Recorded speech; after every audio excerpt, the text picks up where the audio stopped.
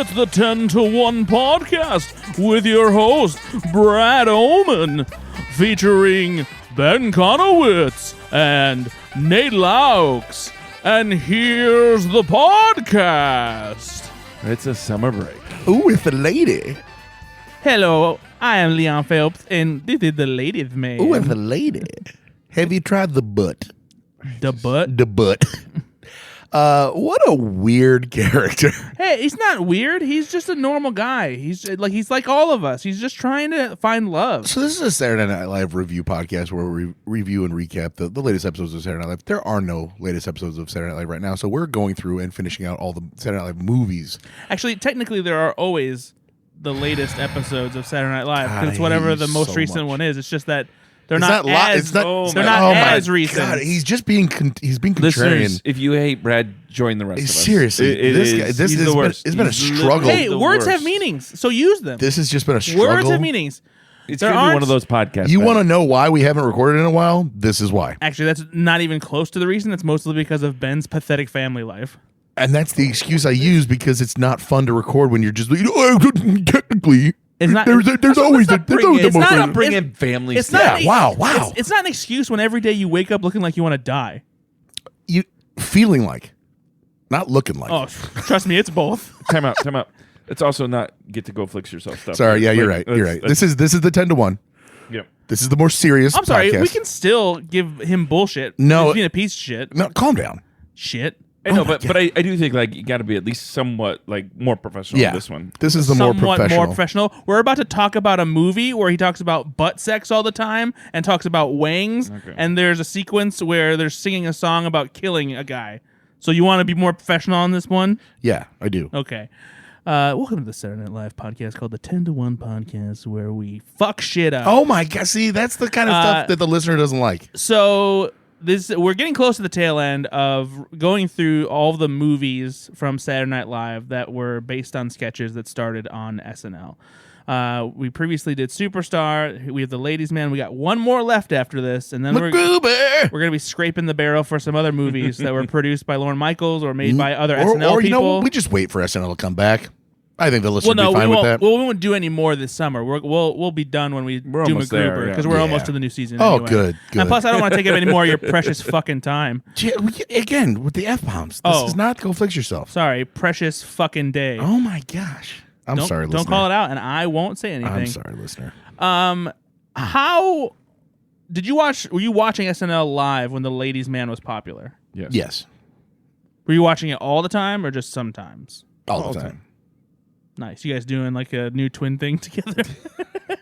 You No. asked questions. We gave you answers. Listen, if you're going to be the way you are, we're going to be the way we are. Yeah. That makes sense. So I'll allow it. you just don't like your attitude. I don't right like now. attitude. I don't like your attitude, so I guess we're all on the same page. What was that, Chuckles? I was just laughing like my buddy Nate. Like we're laughing. Having No, laughing. you were laughing like Nate's impression of you. Well, that's how they What laugh. is that one? Was that? That's my real laugh. Okay. Did you see the Ladies' Man movie in theaters? No. No. When it came out. No. No. Oh, why? It looked bad. Why would we? Did- Well, why wouldn't listen, you? You're watching SNL all the time. Why wouldn't you go see the movie? but if they were like, hey, we're going to do an SNL episode, it's all Ladies' Man, I'm like, I'll skip this one. But didn't you see all the other SNL movies in theaters I around this time? I I mean, don't think know. I did. I don't think I saw did. its pat in the theaters. well, that's early '90s. You wouldn't have because you would have been like, a child. Going back, I can't remember which ones I saw in the theater. Oh, okay. I didn't see. What was the one before this? Superstar. I didn't see it in the theater. Okay. I can't remember. Even though we probably asked me last time, and I probably said yes or no, I still can't. Now I can't remember. It doesn't matter. The Ladies' Man movie is atrocious. It is dismal. It is not worth your time. There's no redeeming qualities. It's bad.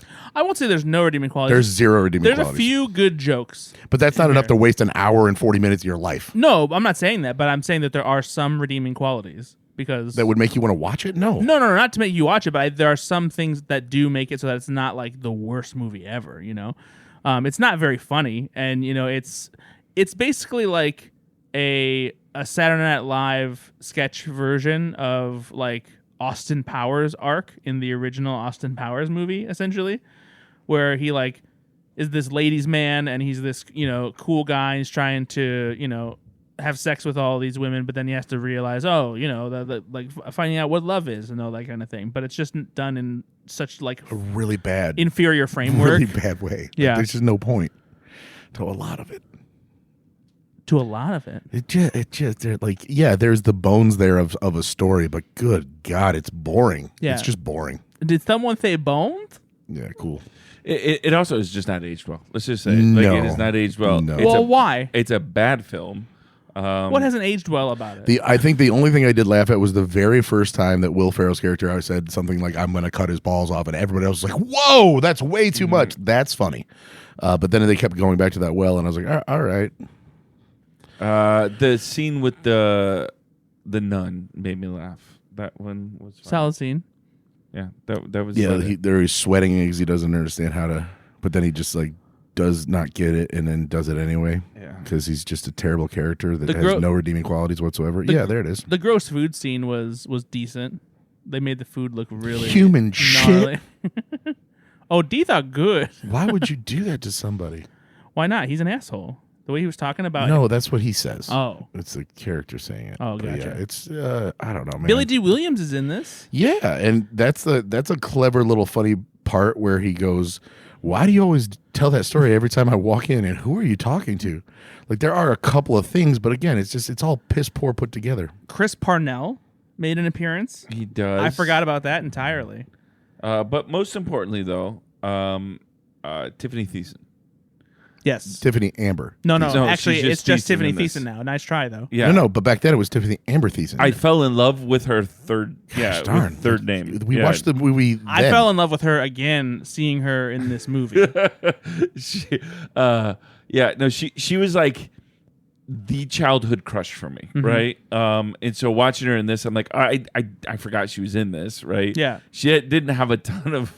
What was she in, like Melrose Place maybe or something? I forget what she had done, but Well, after she was Kelly Kapowski. yeah, like did she do a couple things? I'm sure. But yeah, I saw this, and this is probably like maybe her attempt to become somewhat of a. Hey, listen, they're like, leading- you're going to play a pretty significant role in this film. And she's like, ooh, it's me, a lady. but But she definitely said that. Yeah, because she was trying to get in character. Yeah. I just don't know why you would make this film. I don't get it. I don't know. Oh, you know why. what? Actually, what part was I thought really funny, genuinely? Julianne Moore's scene. Silence. I can't remember it. She's the clown. It's so. Oh, okay. Oh yeah. That was a genuinely funny scene. Especially his turn where it's like, oh, what the hell? You know? Yeah. No, that was no. When she came out as the clown, I did not expect it, and that is comedy, right? So unexpected. Okay, good job. That's comedy. Hey, unexpected laughs, buddy. Actually, do you want to know how she ended up in making a cameo in this movie? Sure. Julianne Moore. Yeah. Go ahead. So Tim Meadows explained in an interview that she was the first host to come on SNL and asked to be in a Ladies' Man sketch. So she was like a fan of the character. So when she was there, she said that she was going to be in Boston College, or she used to work at a bar where these kind of guys existed. So she knew these dudes, and they named the character Julie after her when they were writing the script because they loved her. And so when we started casting, we sent her the script, asked her if she wanted to do anything in the movie because we'd be honored to have her, and she picked the clown scene. She said, I want to do something different. I want to be one of the girls that he scores with. So I was like, no, sarcastically. And then it was like, of course I'll make out with you. So that's how that came to be. So she was a genuine fan of She it. gets the script and she's like, "What's the shortest amount of time I can be in this?" Because I told him I'd do it. Yeah. And this is so fucking piss poor. Let me just. I guess I can still be in it. Told I'll him I'd pick do the it. Had a clown. little Merlot one night, and I told him I'd do it, and you know. So let's do a little SNL history lesson, and let's go back to a simpler time. October 4th, 1997 is when The Ladies' Man debuts on Saturday Night Live. Season 23, episode 2, hosted by Matthew Perry, who does not appear in this sketch, not even as a caller. But it does feature Tracy Morgan as the producer Montel, a character that would only last for a few iterations of the sketch before the character was just not part of the formula anymore. And you get people like Molly Shannon and Colin Quinn and Sherry O'Terry calling in with various problems. And I was honestly surprised to see how quickly they got to the butt as a punchline. I thought that would have been something that came later, but this is one of the I think the first sketch appearances where it feels the most fully formed as to what the character always was. Yeah, this hit the ground running as far as what it was going to be. Yeah. It's like the identity is clear, the voice is there. The format is clear. You know, they when I get through and I run through the other versions of the sketches, they did break formula and come up with some other interesting approaches, which made it more than just Collins, because more often than not, the host wasn't in the basic version of these sketches because they just did off-screen voice calls. So that's. But this is, I was very surprised to see, you know, and you have the Courvoisier there, and of course you do have, you know, a bit of the problematic stuff that doesn't work as well today of him. Like what? Like, give us well, an in this example. first sketch, he's not too psyched that a dude apparently seems to be gay because he gets aroused. No, I would keep that to yourself forever because you should be ashamed of that. And then he's like, I don't want any more calls like that. I don't want any more. And I said, let's end the show. Holy fuck. By the way, you're inching to what is it? Foghorn Leghorn. I said, now, boy. I said, hang up on that, boy. I don't want to hear about your boners inside of the men's locker room. Yeah, it is that's problematic to say the least. So unlike when we did Superstar, there's also real quick. We're like but it was a different time. It was the early '80s. No, this was 1997. You remember what the late '90s listen, were like? You were in high school during the late '90s. Everybody was calling everybody gay, and like that was a bad thing. But like, I think Will and Grace had existed at this point, right? We did have Will and Grace. Yes, like, I mean, we knew about gay people at this point, and they had at least gotten into the cultural zeitgeist. Yeah, but people were still throwing around the gay F slur and using gay as meaning like you're dumb or bad. I mean, I wasn't, but no, I wasn't either for sure. Yeah, of course. Yeah, yeah, I knew better. Yeah, okay. I was good Christian boy. You've never been Christian. I was confirmed in the Catholic Church. They just confirmed that you went to church. That's what it is. No, it's not the same thing. So the origins of the Ladies' Man, there's not really an extensive, deep history. Oh, that's shocking. Like there was, like Superstar, the origin story was a little more personal, something, you know, that came from, you know, Molly Shannon's like life and that kind of thing. And this is just like a purely like sketch-based character that Tim Meadows kind of came up with based on observations he made, you know, when he was a kid. So he explained this in an interview. He says, I give credit to Bill Murray and the Carl character from Caddyshack because I kind of use that sort of attitude when I do the character. The character was sort of based on the lifestyle men that I used to see when I was working in Detroit at a liquor store, and they would come in and buy liquor on the weekend, and they always had hot girlfriends. And I was always surprised because they were like just factory workers. So when we were writing The Ladies' Man, I always imagined what kind of love advice those guys would give somebody, and then the rest of it was created by Harper Steele and Dennis McNicholas, two of the writers that I did it with. The character, when we wrote it, a lot of it was just to make each other laugh. It was like, I bet you won't get away with saying this, and we would challenge each other, and we're coming up with dirtiest or cleanest ways to say something dirty. And when you go back and watch some of the other Ladies' Man sketches, they got away with some pretty risque network television ways of talking about just flat out sex. I mean, I was honestly surprised that in '97, when Chris Kattan said, "Is there a way that we could spice up our love life?" and he goes, "Have you tried to butt?" Yeah, like that's a pretty aggressive thing to say, even back then. You know, like that's pretty good. It's especially surprising because. I'll get to the explanation of this in one of the latest iterations of the sketch, actually the final one where Tim Meadows was a cast member. 2019. They had to get around. It felt like that they intentionally had to get around being more, not even more explicit, just as explicit. And I'll explain that when I get to it. But so I want to break down to see if you remember any of these iterations of the Ladies' Man. So the second appearance was, again, in season 23, which, by the way, well, first of all, let me ask you guys, how many Ladies' Man sketches or appearances do you think I've learned my lesson here. It's always more than I thought. So if they did a movie and everything, and Tim Meadows was on for quite a bit, so I'm going to say, I'm going to go with 15.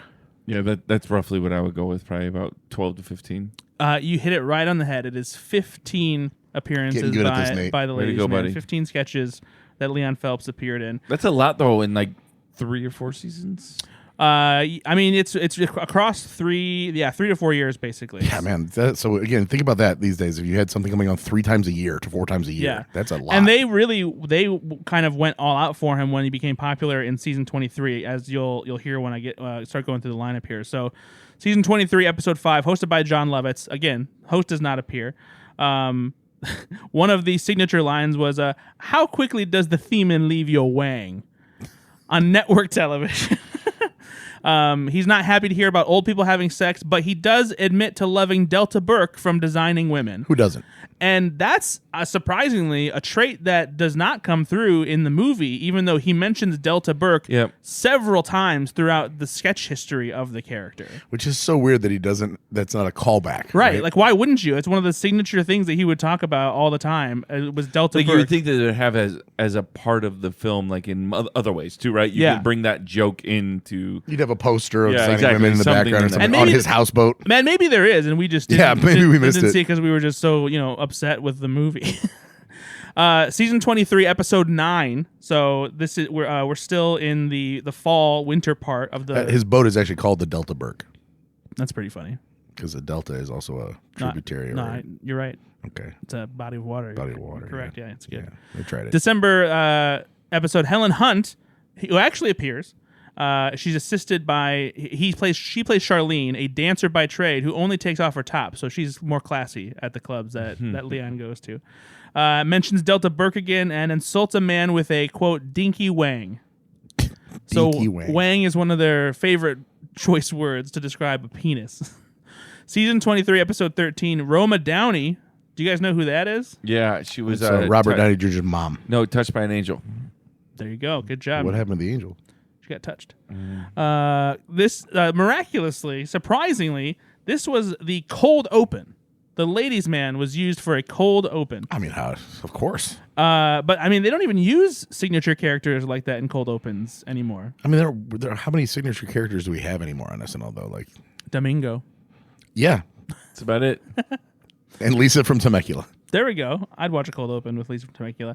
This is a Valentine's Day advice special, and this marks the final appearance of Tracy Morgan as Montel as producer. So I guess they didn't need him anymore. Better things to do. He's pretty busy. Season 23, episode 16, Julianne Moore makes her appearance in this is a format break. That's the Ladies' Man Presents, and it's Leon and Julianne Moore as Deborah Hogan, and they demonstrate love-making tips for relationships. I could not find this one anywhere on the internet. Julianne Moore's people have gotten to it. There were actually 3 different iterations of 2 or 3 different iterations of the Ladies' Man Presents formula that I could not find them on the internet anywhere. And I don't know if it's a rights thing. They weren't in any of the Peacock streams. Did you go on the dark either. web? I tried all of my usual spots. Hey, Nate, how do you get on the dark web? www.darkweb.org. Yep. Org. Yes. Org. That's correct. It's a .org. Yeah. I'm sorry, guys. Yeah, it's okay. People will find it. They'll know what they're doing. But yeah, I could not find any of the Leon Ladies Man Presents episodes. So that was really frustrating, especially because one of them sounded like it would have been particularly great to see. Is it like since we don't have these, we don't know how they came into frame. Was it like Alfred Hitchcock Presents? Yes, actually. So that's and one like thing I do know. His wang was in the shadow instead of him? No, it was just his afro hair that was made up the silhouette. Gotcha. That would have been funny though, but probably would have been troublesome to do a shadow wang. Shadow wang. But yeah, new band name. And that because I did see that they did that in a screenshot on one SNL a day, which is a good resource for like going back and seeing the order of sketches during a given episode and stuff like that. Is that I wonder if they used the Alfred Hitchcock Presents theme and maybe that's why they're not available. Sure. So there was that season 23 episode 19. We're into this is the end of the season debut. So this is the 5th one in the first season? The 6th one. Oh my God. Yeah. Wow. They went so heavy back then. Matthew Broderick, host, does not appear. Leon, and this is another cold open. Leon takes Viagra as he takes calls because Viagra was a big thing around this time. Uses Delta Burke photo for arousal. and an image of Sally Jessa Raphael for de-arousal. Oh my god! Just in case. De-arousal. Plasticity. A clever thing in this episode is they did a faux Viagra advertisement later, and Leon Phelps appeared in it as like a testimonial, that's fun. which was pretty good. Season 24, episode 1, the premiere. Premiere, of course. Cameron Diaz, and she appears in another installment of Ladies Man Presents to act out the Starr report, as in Kenneth Starr. Oh, boy. From the Monica Clinton, Lewinsky yeah. scandal. Wow. Yes. And then he, somewhere in this sketch, he talks about having his wang mouthified. Okay. That's how I refer to it as well.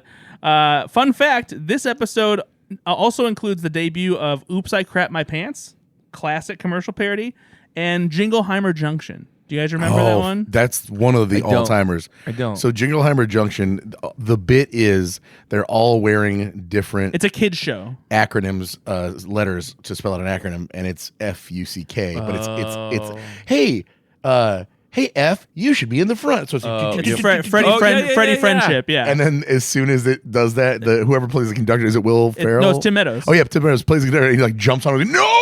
Yeah, It's and it keeps really, it keeps doing really funny. cutting to like cartoons of like A we'll train be right crash back with a and, train crash. Yeah, It's one of my favorite sketches. it's so clever. so good. So again, unfortunately, that one's not available, and I would have liked to have seen that one because from the screenshots I saw on One SNL a Day, it looked like it was probably a pretty fun sketch. So, season 24, episode 7, Jennifer Love Hewitt does not appear. This one's right after the monologue, and Leon is celebrating Skanksgiving dinner, like you do. At the end of the episode, after he has an emotional moment talking about how much Thanksgiving means to him, which is a genuine thing for a minute, and he explains it's because it made him sad because he remembered a Thanksgiving dinner where he shot his brother. Whoa. There's a list of names. So was it still just like, yeah, so I shot my brother. Yeah, no, he said sorry about that. It just made me think of a Thanksgiving dinner where I shot my brother. So,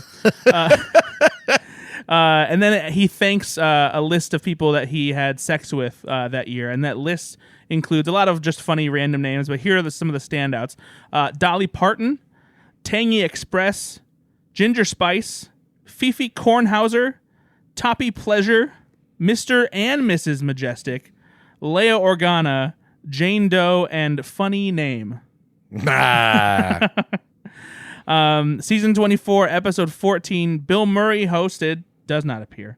This is another cold open one, though, and here's a throwback to what was happening in the late 90s.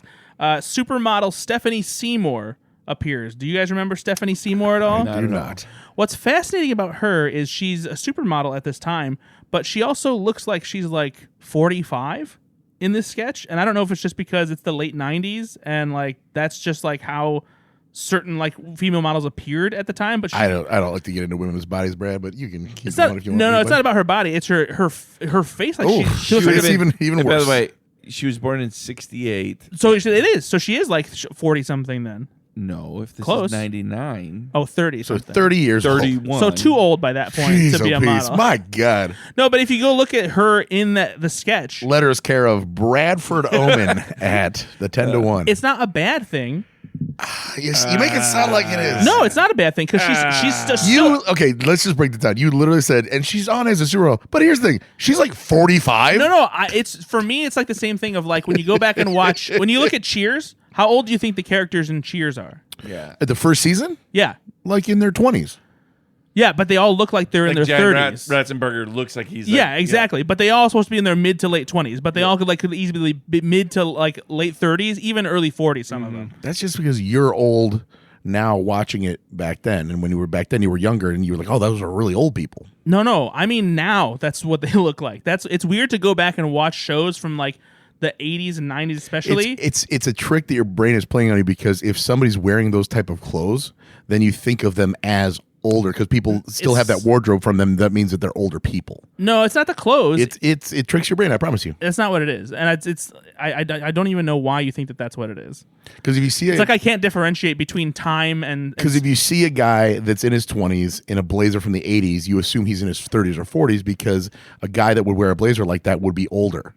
Because when you were a kid, There's they literally were only older. one person wearing a blazer in Cheers in the first season. I'm not talking about Cheers anymore, dude. I'm talking about just the 80s in general. Like if you're looking seeing the 80s fashion. But the point you're making, though, is very specific to a certain... Because when you in the 80s, you were like 5 to 7 years old. It's not what it is. It's watching it now, I'm surprised because they look older than their characters are. I'm just telling you it's because when you were a kid, they were older. That's not what it is at all. I'm telling you. It's not. When you compare how someone looks in their late 20s today compared to how the characters look in their late 20s in those shows, it's not the same. It's the same. It's not. And Nate understands. Yeah. So thank you, Nate. Sounded very convincing. Anyways, supermodel, whatever. Just for the record, women can be supermodels at any age. I'm not saying they can't. And well, that's kind of how you started off. I'm saying it was surprising. So what was your point, honestly? Yeah, let's move My on. point is that it was surprising to see a supermodel who appears to be older during this time because it's the late 90s and it's all about Britney Spears, Christina Aguilera, all this stuff. And so it was surprising that was the route they took as far as having that like kind of supermodel on the show in a guest spot like that. And so she guest spotted on The Ladies Man. On The Ladies Man to be, it's an episode where he's trying to show how to pick up women. And so he's doing, just things that would not ever work on a woman. She's like, "Oh my gosh, this is so amazing," and she's funny in it. She does a good job. She's not even looking at the cue cards. It's pretty impressive. In this particular one of his pickup lines is your dad a meat burglar? And she's like, no. And he says, because it looks like he stole 2 hams and put them down the back of your dress. And she loves it. You've done that line before, Ben. It's the Christmas hams. They don't have to be Christmas. But normally you say Christmas hams. But it could be Easter. Season 24, episode 18, Cuba Gooding Jr. host does not appear. But this is the famous appearance of Monica Lewinsky as herself coming onto The Ladies Man to do an episode of the Ladies Man. And of course there is a not so veiled reference to things that are happening during this time. Sure. In one bit where she talks about whether or not she's ever had phone sex with somebody, she says, "Yeah, I've had phone sex with somebody," and he's like, "Well, let's just call him William Howard Taft." She's like, "Yeah, sure."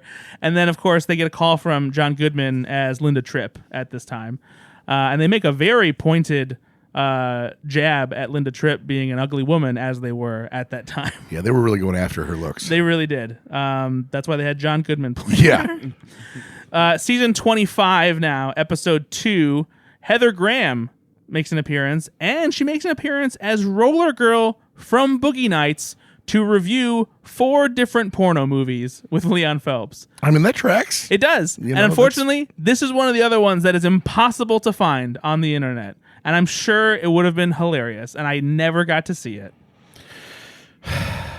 Internet, why do you forsake us? I just don't understand why it's not easily available. It's pretty frustrating. Again, breaking formula, season 25, episode 8. Danny DeVito hosts but does not appear.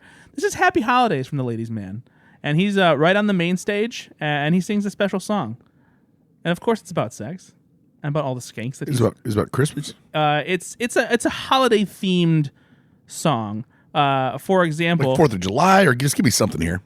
no, I said Christmas. It's Happy Holidays. It's Christmas. Okay. Who says Happy Holidays for any other holiday except Christmas? I thought you said it was a holiday themed thing. I'm big into that on Arbor Day. Hey, saying Happy Holidays. Yeah. We should start doing that. Actually, just saying Happy Holidays Happy on Holidays. Like Flag Day. Easter. Happy holidays. Yeah, Labor Day. Toyotathon. I don't know why that's so funny. Well, one of the lines he says in the song is, "If you got a sweet tooth, you can lick my candy cane." That sounds like a song from 50 Cent or Lil Wayne. Lollipop. Wow. So in this sketch, he says that he's fallen for a man dressed as a woman before, but he'll never let that happen again. But the good news is Harper Steele wrote that, so it's fine. It's true. For those of you that don't know, Harper Steele is a trans woman who was a Saturday Night Live writer and has been since before. Whoa, not a has-been. Still a pretty prolific writer, buddy. She's not on SNL anymore, though. Yeah, but Colin, Her has-been. It's kind of. I didn't call her a has-been, and you know that. Anyway, she has transitioned in recent years. There's a great documentary about it that you can watch on Netflix called Will and Harper, where she's basically reintroducing herself to Will Ferrell, a longtime friend of hers, and they're kind of like figuring out, whether their dynamic is the same.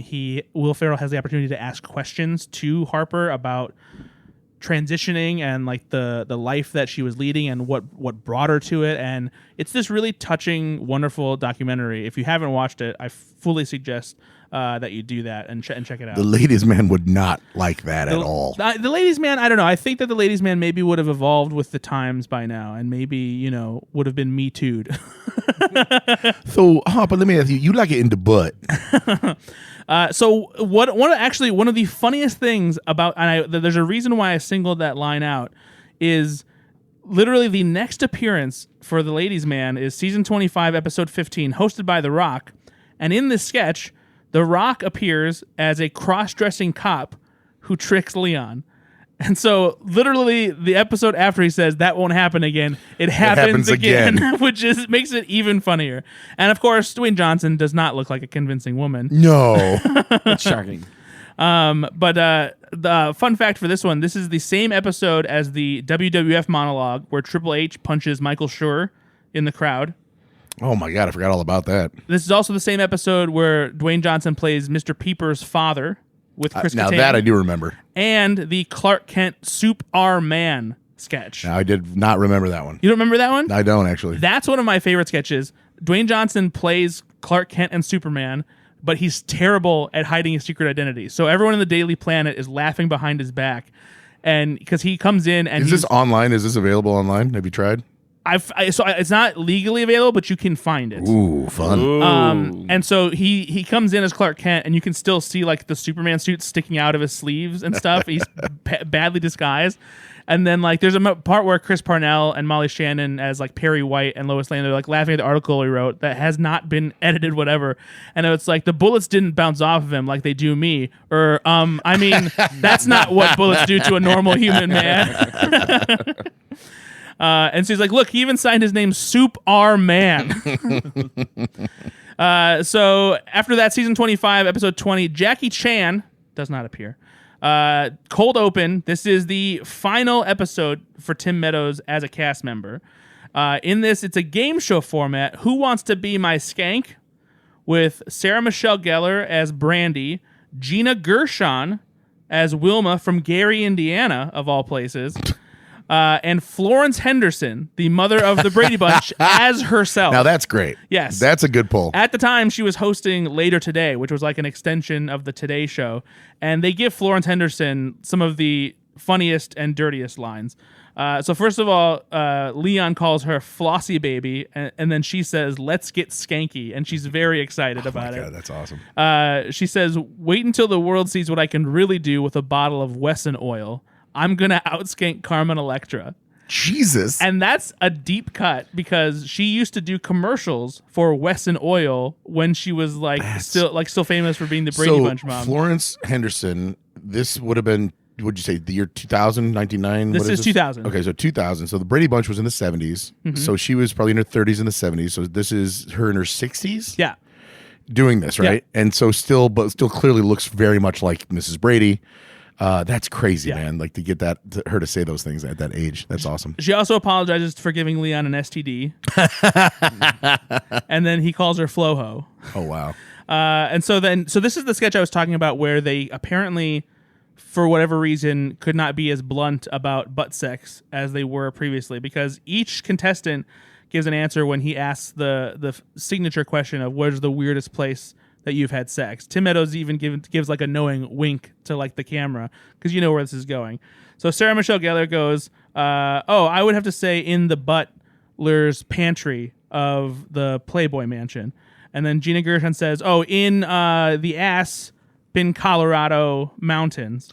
Now, do you think that they're doing this to get around censorship, or just because it's saying in the butt, in the ass, in the butt would just be too easy? I think that it honestly has to be to get around censors, and it could just be a meta thing of them getting around censors in the game show. I wouldn't give them that much credit.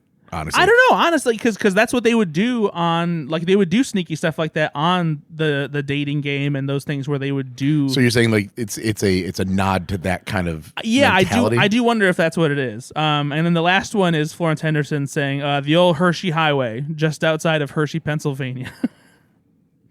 Where I had anal sex. That was what they would have done today. Yeah. And that would have worked. So the final appearance of Tim Meadows as the ladies' man came after he was no longer a cast member, because he came back on season 26, episode, I don't know, I lost the number, but October 7th, 2000. Rob Lowe's the host, doesn't appear. That's because Leon appears on Weekend Update to discuss the issue of sex in Hollywood cinema, which ends up turning into a promotion for the release of the ladies' man. Oh, clever. Interestingly enough, at the end of this bit, because Tina Fey says, "Are you really just here to promote the ladies' man?" And he breaks character and he's like, "No, of course not. I wanted to come back and see my friends. He's like, it's a good time."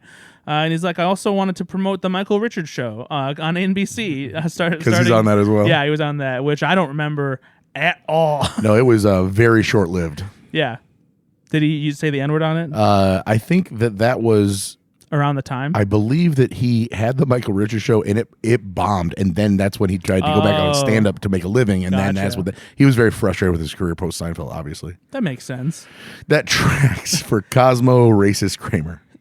Interestingly enough, there have been at least two times when he was asked how Leon Phelps might operate in the Me Too era, and one of them was on Seth Meyers, and then another one was on Good Morning America, and he did like little bits basically where he was saying like how it would go, and he would basically still be hitting on women, but he would also pull back and being like, yeah, maybe we can go out to dinner sometime, or if you don't want to, that's fine too. I totally understand, and it's your choice, then we don't have to do that. So I do like that juxtaposition where it would be like, if he really would, it's all this thing that maybe we just have sex or not. It's completely, be really aggressive with it, Right. but then just immediately pull back tremendously. Exactly. There is something that's pretty funny about that. Yeah, I like that. So yeah, it's but otherwise, the ladies' man's legacy. I was just thinking that we could have unprotected sex in the bus station, or if you're completely against it, I will leave the room right now.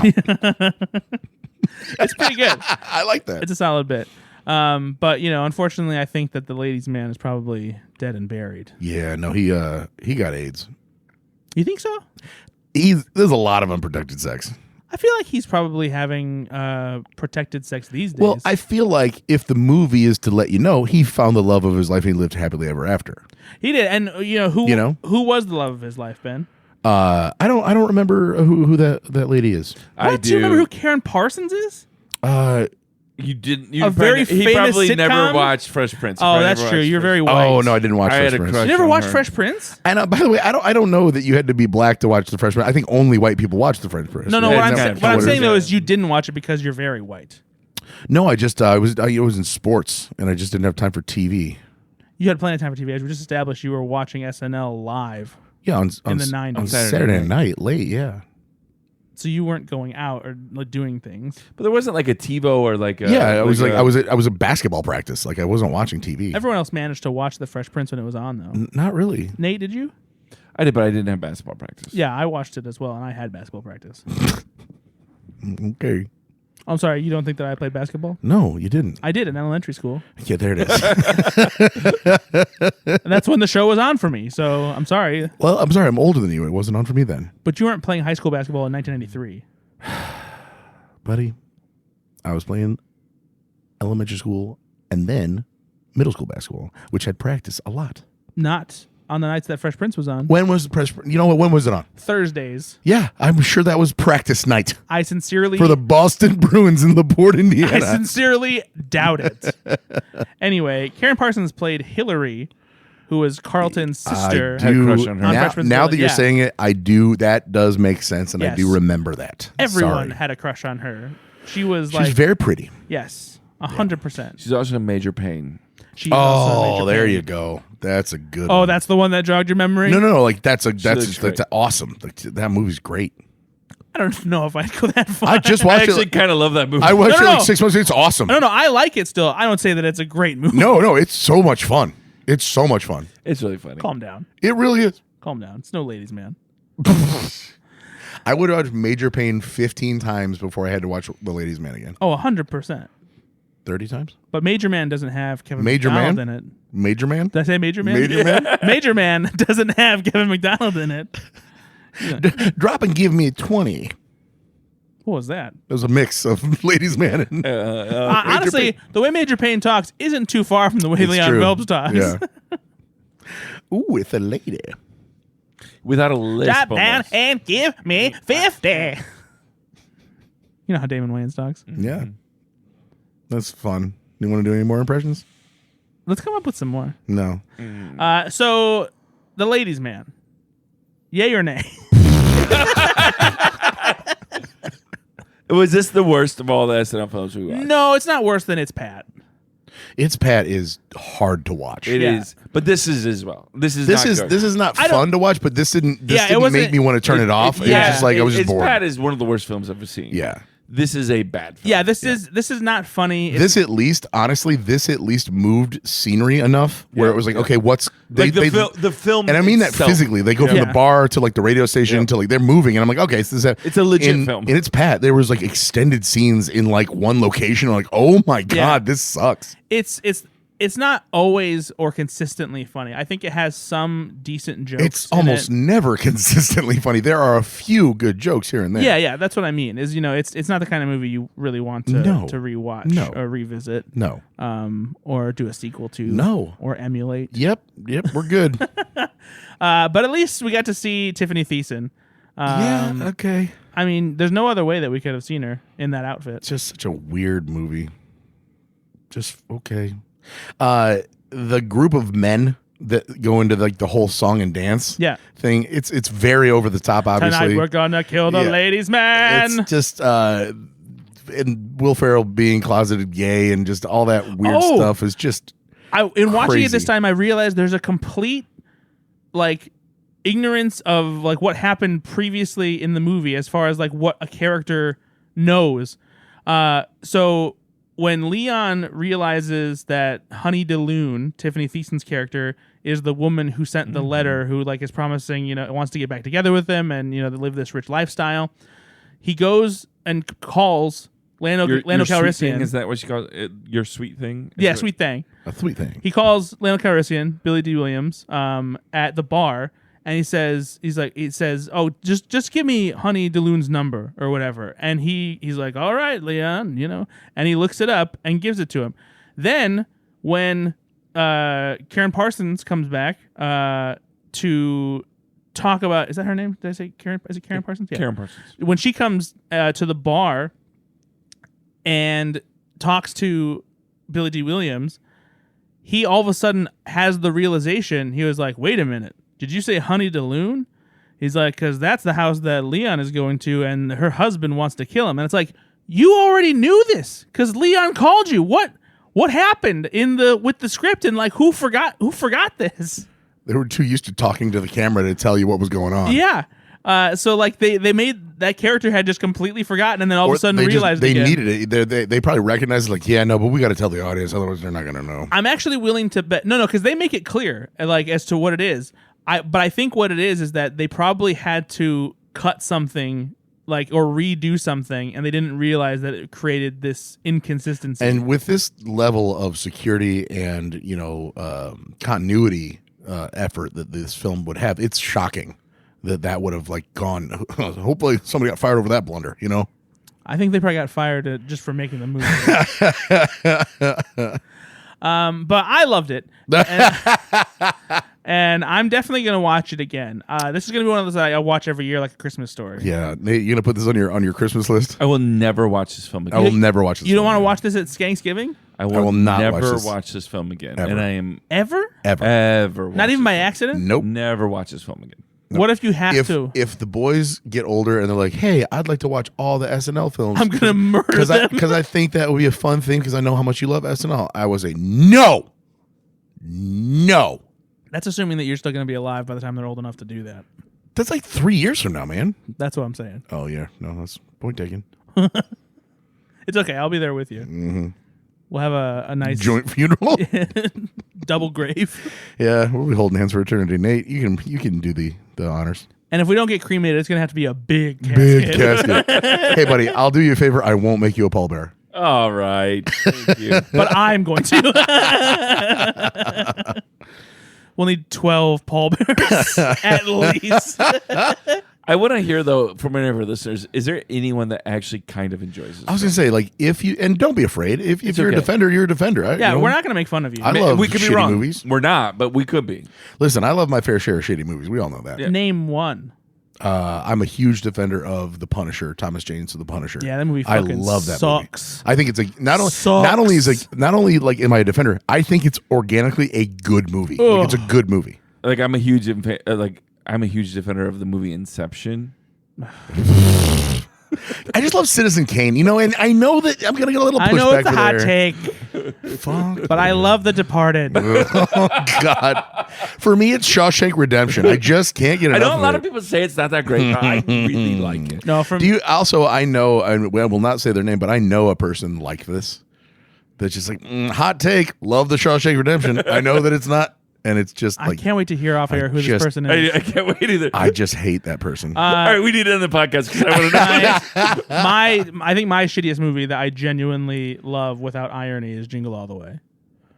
Yeah, but it's a Christmas film. I think we're I allowed think to love bad Christmas you get away with it because it's Christmas. Honestly, No, but I hate other bad Christmas films I that, know, are, that but are equally as bad. But I think the give general people audience lot of gives you a little leeway Like when somebody's with a like, Christmas I like film. this Christmas film, I'm like, I think it's crap, but it's okay. It's a Christmas film. I give them leeway. because I do. like everybody's like, hey, Do you don't. agree, Ben? Like- yeah, it's like don't yuck somebody's yum over Christmas. Like, And it's just also let them have like, what they want. It's also like because so many of those films like impact us at certain seasons. Yeah. and it's so much more about the nostalgia than it Also, is about the actual film. We live in Indiana, and therefore, if there's anything that's going to get you out of that seasonal affective depression stuff, it's a Christmas film. So I'm not going to get off you for that. Like you deserve that. That reminds me of a line that Tim Meadows said in his final appearance as Leon Phelps on Weekend Update, where he's talking about it's like a lot of people are talking about that there's too much sex in movies, and I think that's like saying that too much Christmas. I agree. Oh, that's one thing I don't have to worry about these days. Like introducing my 8 and 11-year-old to movies these days. If it's PG-13, there really won't be a raunchy sex scene like there would have been in the 80s, 90s, and even early 2000s. Oh yeah, Like and that's something that actually just doesn't want them to see yet because they're too young, and I get that. So, but again, when I was a kid watching some of these PG-13 movies, you're like, yeah, you see boobs. I mean, that was kind of a thing back then. no, and some of you even saw Bush. I actually remember. The Right Stuff. Is it 16 Candles? I think it's 16 Candles. There's like an early shower scene, and like you just see a bunch of like naked women in the shower of it, and it's like it's also high school. It's So like, what the hell? I will share this because we've already talked about it in Go Flix Yourself, and this is not necessarily SNL related. However, it is parody movie related. The Naked Gun. We went to go see it, and then I told Ender, my 8-year-old, I was going to go see The Naked Gun. He goes, "What's that?" I said, "It's a parody movie. Do you know what that is?" And he said, "No." So I pulled up and I said, "It's a very silly take on a very serious film." And so I pulled up the opening credits where just the single police siren goes off, and they go on the sidewalk, and they go in the mall, and then they go into a women's locker room, and I didn't remember that part. Yep. And there was one set of boobs, and he looked at me like he had just seen like something that you're not. No, that he's never allowed. You're not allowed to see that. He looked at me like, not like, what are you showing me? What have you done? But he looked at me like, oh. How I know? And he's looking at me like he and I are both not supposed to see that. Yeah. So he's like, we just saw something crazy. It was so adorable. And I was like, okay, buddy, that's enough. He's like, oh, okay. It was actually a great moment. If you ever show him Airplane, don't forget. That there's seriously, front and center. full frontal. Yeah. Well, no, not full frontal. No, but like full boobies. Yeah, like full frontal jiggles. Frontal jiggles. Yeah. So there's the ladies, man. We did it. We did it. We and made we it. never have to. And Way to go, guys. you know what? If anything, we did this so that we get to watch MacGruber. Tonight we're gonna watch The Ladies' Man. No? All right, friends. Thanks so much for listening. Yeah, we'll be back for our final official SNL movie episode before And summer is one over. that you might want to listen to, honestly, because MacGruber's great. Yeah, this is going to be a good one. This is a movie that we genuinely love. Lots of people genuinely love, even though they didn't see it in theaters. But we're going to talk about Well, MacGruber. a very special guest, Val Kilmer, will be on the show. Oh, no. What's that? Did he have to cancel? Yep. Sure did. Actually, he canceled a whole bunch of stuff. Oh, womp womp. But you know, he didn't cancel is our love for him in our hearts. Okay, well, hey, Nate, you want to wrap this up, buddy? All right. Thanks so much for listening. We'll be back in a couple of weeks with a new episode talking about MacGruber. MacGruber! Be good to yourself. Be good to others. Bye-bye.